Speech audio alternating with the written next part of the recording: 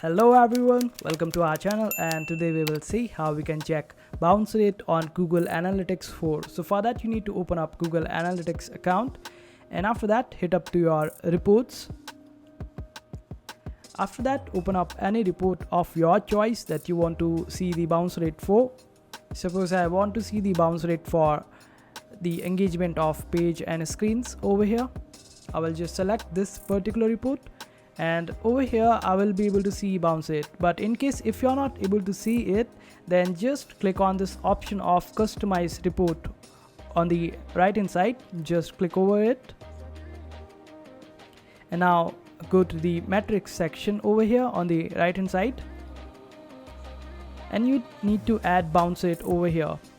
And since I already have added it to my report, but let me just delete it and re-add it.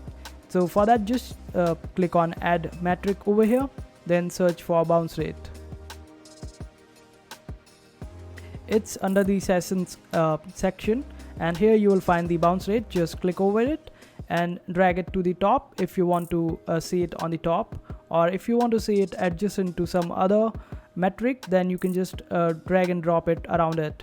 So for now let's drag and drop it on the top and then click on apply. After that you would not be able to see it directly, so for it to be reflected on your report, add it to dimensions as well. Since I have already added the landing page, let me just do it again. So you would have to click on this option of add dimension and then search for landing page, and after that just select it and add it, then click on apply. And after that just save this particular report as save changes to current report.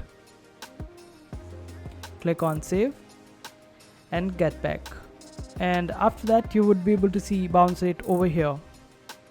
Now you can just simply compare this bounce rate, and if you want to change this particular bounce rate, because the bounce rate is usually when user stays on your website for around 10 seconds or more, but if you want to change it, because 10 seconds is not usually an engagement at all, so if you want to raise this particular time period, for that you need to open up your admin section, and after that in the properties section you will find the data streams. Just open it up and open up your website, then scroll down, and over here click on configure tag settings, then click on show all, and after that just click on this option of adjust session timeout,